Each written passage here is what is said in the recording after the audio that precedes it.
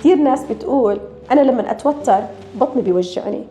هل هذا مجرد كلام ولا وراء علم؟ الإحساس هذا حقيقي جدا، والسبب إنه عندك طريق سريع للأعصاب اسمه محور الدماغ والأمعاء، والدماغ والأمعاء بيحكوا مع بعض طول الوقت. لما تتوتر أو تتعرض لضغط، دماغك بيعطي إشارات لإفراز هرمونات التوتر اللي أهمها الكورتيزول.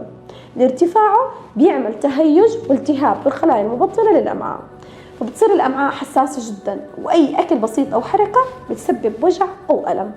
كمان التوتر بيخرب توازن البكتيريا النافعة جوا الأمعاء، وهاي البكتيريا هي أساس صحتك.